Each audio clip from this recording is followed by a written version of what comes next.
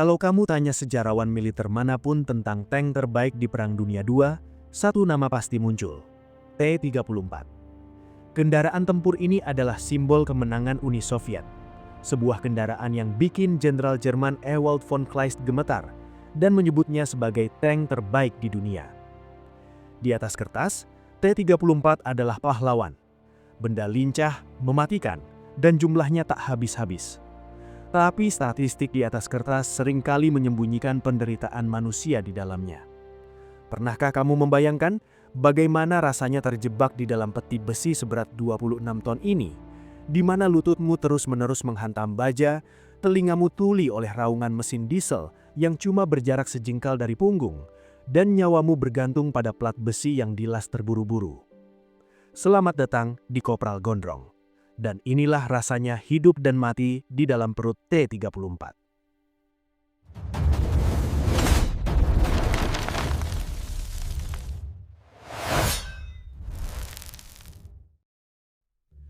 Sebelum kita bedah isinya, kamu harus paham dulu kenapa benda ini diciptakan. Mundur sedikit ke akhir tahun 1930-an. Saat itu, kavaleri lapis baja Uni Soviet punya masalah identitas. Mereka punya tank ringan seri BT yang cepat tapi tipis seperti kaleng sarden, dan tank berat T-28 yang lambat dan rumit. Mereka butuh jalan tengah, sebuah solusi universal. Disinilah masuk seorang insinyur jenius bernama Mikhail Koshkin dari pabrik lokomotif Kharkiv. Ambisinya sederhana tapi gila. Ia menyatukan 3 elemen desain tank, yaitu daya tembak, perlindungan, dan mobilitas, ke dalam satu paket yang seimbang. Koshkin memperkenalkan sebuah inovasi yang mengubah wajah peperangan selamanya, yaitu slope armor atau lapisan baja miring. Coba perhatikan bentuk T-34. Bagian depannya miring 60 derajat. Desain semacam ini bukan buat gaya-gayaan. Prinsip fisikanya sederhana. Kalau kamu menembak pelat baja tegak lurus, pelurumu menembus ketebalan aslinya. Tapi kalau pelat itu dimiringkan, peluru harus menembus jalur diagonal yang jauh lebih tebal. Plus, kemiringan ini meningkatkan kemungkinan peluru musuh memantul atau ricochet. Dengan desain ini, Koshkin memberikan perlindungan setara tank berat tapi dengan bobot tank medium. Tujuannya sangat jelas. Uni Soviet menganut doktrin deep battle. Mereka tidak butuh tank yang jago duel satu lawan satu secara elegan. Mereka butuh tank yang bisa diproduksi massal, bergerak cepat menusuk jauh ke garis belakang musuh, dan membanjiri medan perang seperti air bah. Dan untuk mewujudkan visi itu, mesin yang digunakan harus sama gilanya dengan desain luarnya. Sekarang kita buka kap mesinnya. Di bagian belakang tank ini, terdapat mesin diesel V12 dengan 12 silinder. Blok mesinnya terbuat dari aluminium, sebuah kemewahan material di masa perang. Mesin ini memuntahkan 500 tenaga kuda. Pilihan menggunakan diesel adalah keputusan brilian. Pertama, efisiensi. Diesel memberi T-34 jarak tempuh operasional yang jauh lebih panjang daripada tank-tank Jerman yang boros bensin. Kedua, keamanan. Solar lebih sulit tersulit api saat tangki terkena. Ini memberi kru kesempatan berharga beberapa detik untuk meloloskan diri sebelum tank berubah menjadi bola api. Tenaga beringas itu kemudian disalurkan ke kaki-kakinya melalui sistem suspensi Christie. Lihat roda-rodanya yang besar itu, tanpa return rollers kecil di atasnya. Pegas koilnya tersembunyi di dalam bodi tank. Desain ini membuat T-34 mampu melaju hingga 53 km per jam di jalan raya. Ia bergerak lincah, memakan gundukan tanah dengan agresif. Dan perhatikan tapak rantainya. T-34 menggunakan trek yang sangat lebar. Ini sangat krusial. Di Rusia, ada musim lumpur cair yang disebut Rasputitsa. Tank-tank Jerman dengan trek sempit akan amblas dan terjebak. Tapi T-34 berbeda. Dengan trek lebar, beban tank terbagi rata. Ia punya tekanan tanah yang rendah. Ia seolah mengapung di atas lumpur dan salju. Ia terus maju saat musuhnya mogok. Terakhir, mari bicara soal daya hancur. Turretnya membawa meriam F-34 kaliber 76,2 mm. Pada tahun 1941, senjata ini adalah mimpi buruk absolut bagi Wehrmacht. Peluru armor piercingnya sanggup menembus plat depan Panzer III dan Panzer IV dari jarak aman. Peluru high eksplosifnya efektif meratakan posisi infanteri dan bunker. Mesin bandel, kaki-kaki lincah dan pukulan mematikan. Secara teknis, ini adalah predator puncak. Tapi semua kehebatan teknis ini punya harga mahal, dan yang harus membayarnya adalah manusia di dalamnya.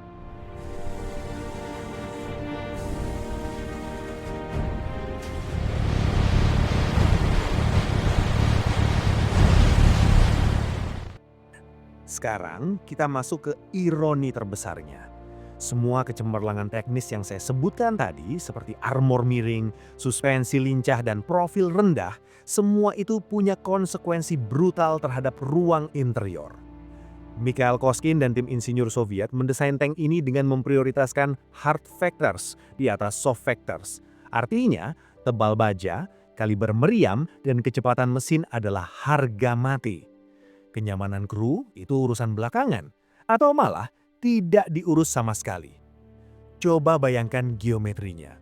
Saat dinding tank dimiringkan 60 derajat ke dalam, volume ruang kabin otomatis terpangkas drastis. Dinding itu menekan ke arah kru. Ruang yang seharusnya longgar menjadi sempit. Kepala kru menyentuh atap, bahu beradu dengan dinding. Masalah berlanjut ke bawah. Suspensi Christie yang bikin tank ini lincah juga menjadi masalah bagi kru. Pegas koil besar itu tidak ditaruh di luar, melainkan ditanam di dalam dinding lambung kanan dan kiri. Pegas-pegas itu memakan ruang vital yang seharusnya bisa dipakai untuk kaki kru atau penyimpanan logistik. Di dalam ruang yang sudah dikompresi itu, Soviet memaksakan masuk 4 orang dewasa, yang diantaranya ada komandan, pengemudi, loader, dan operator radio. Mereka harus berbagi ruang sempit itu dengan mekanisme bridge meriam yang mundur ke belakang saat menembak, puluhan butir peluru artileri, senapan mesin, dan oli cadangan. Dan yang paling mengerikan adalah tangki bahan bakar. Demi jarak tempuh jauh, tangki solar diletakkan di samping kiri dan kanan ruang tempur, tepat di sebelah kru. Jadi, kamu benar-benar duduk bersandar pada drum berisi cairan yang mudah terbakar di tengah hujan peluru musuh. Desain T-34 memang sebuah mahakarya efisiensi militer, tapi bagi manusia di dalamnya, desain ini adalah awal dari siksaan fisik yang panjang. Begitu palka ditutup, neraka dunia pun dimulai.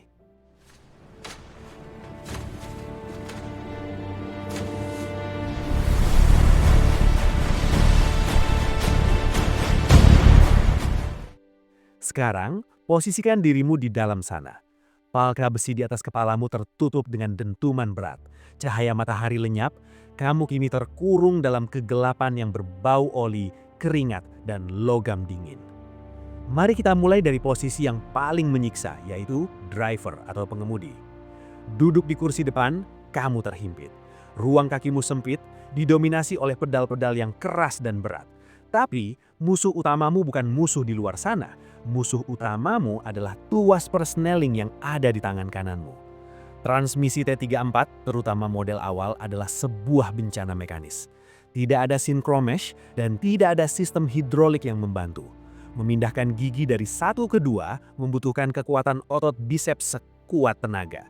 Seringkali gigi-gigi roda di dalam transmisi menolak untuk masuk. Mereka beradu, berderit kasar, dan melawan balik.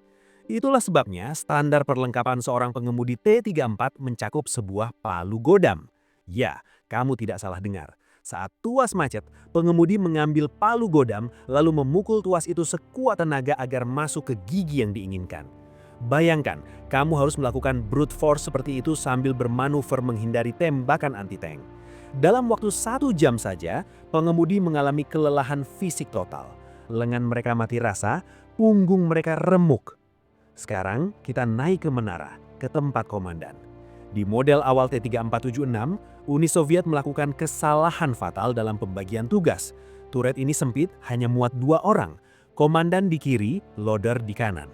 Komandan ini menderita beban kerja yang tidak manusiawi. Tugasnya menumpuk. Dia harus mengamati medan perang lewat periskop yang buram. Dia harus memutar roda traverse turret yang berat secara manual untuk membidik. Dia harus memberi perintah kepada pengemudi lewat intercom yang sering rusak. Dan di atas semua itu, dia sendiri yang harus menembakkan meriam. Otaknya dipaksa memproses strategi taktis, sementara ototnya dipaksa membidik senjata. Fokusnya pecah, reaksinya melambat. Situasi ini diperparah dengan kualitas optik Soviet yang menyedihkan. Kaca periskopnya seringkali kuning, bergelembung, atau buram sejak dari pabrik.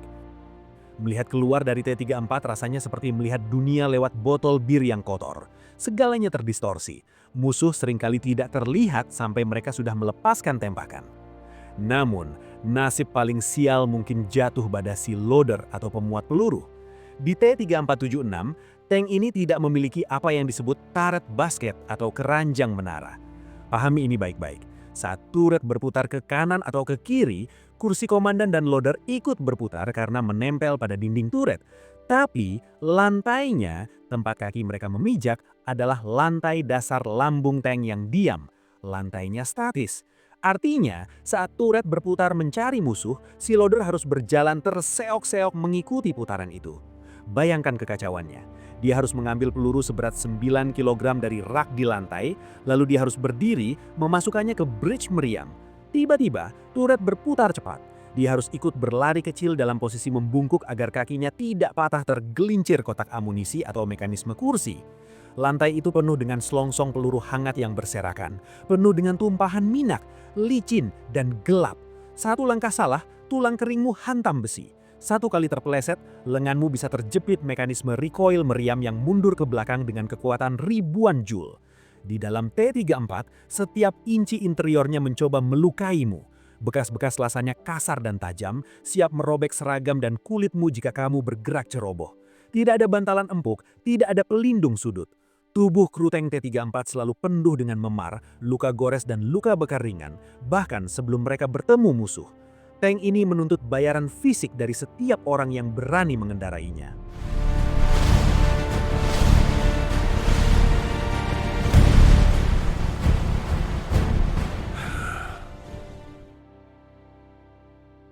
Sekarang, bayangkan semua ketidaknyamanan fisik tadi terjadi saat dunia di sekitarmu meledak.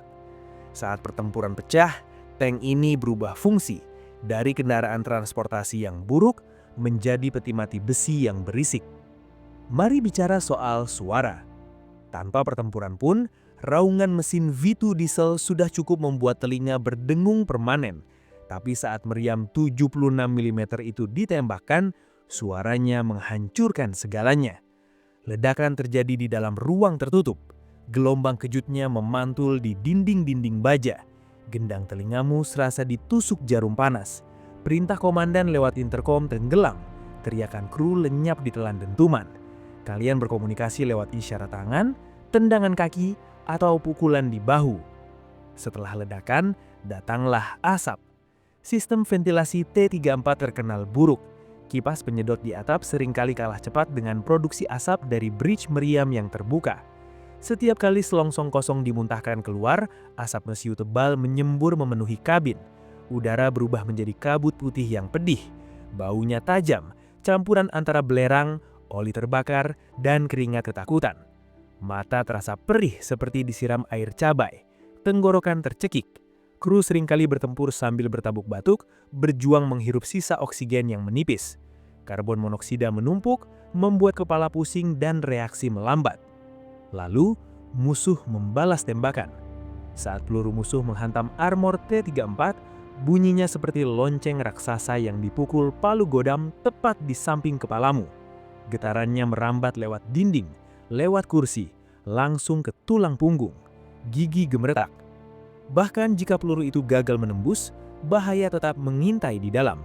Energi kinetik dari hantaman luar bisa menyebabkan lapisan dinding dalam tank pecah dan mengelupas. Fenomena ini disebut spalling. Serpihan-serpihan logam tajam berterbangan di dalam kabin dengan kecepatan peluru, menyayat apa saja yang ada di jalurnya. Kru bisa terluka parah atau bahkan tewas, tanpa ada satupun lubang peluru yang menembus tank dari luar. Namun, teror yang paling purba di dalam T-34 adalah api. Ingat posisi tangki bahan bakar tadi? Mereka ada di sampingmu, di balik lapisan tipis baja. Satu tembakan yang tepat bisa merobek tangki itu. Ia menyala dengan ganas. Suhu di dalam kabin melonjak drastis dalam hitungan detik. Pada titik ini, insting bertahan hidup mengambil alih. Kamu harus keluar, sekarang.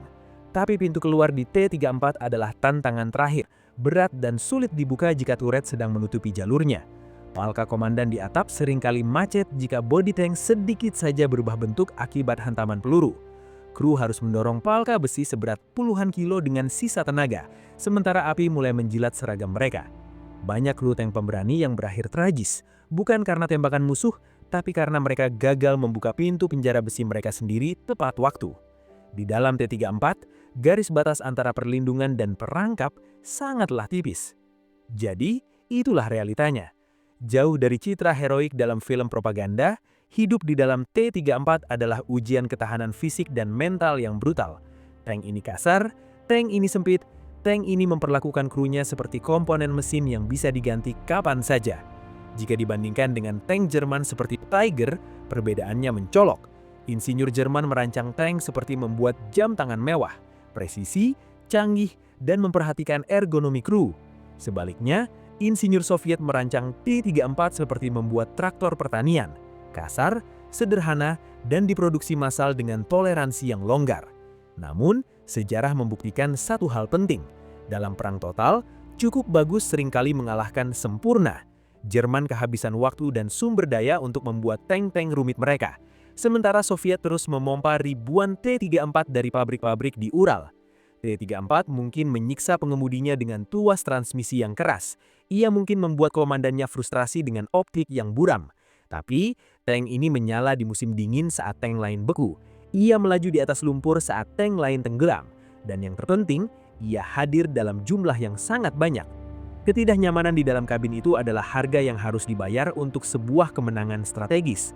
Para kru tank Soviet membayar harga itu dengan punggung yang remuk, telinga yang tuli, dan keberanian yang gila.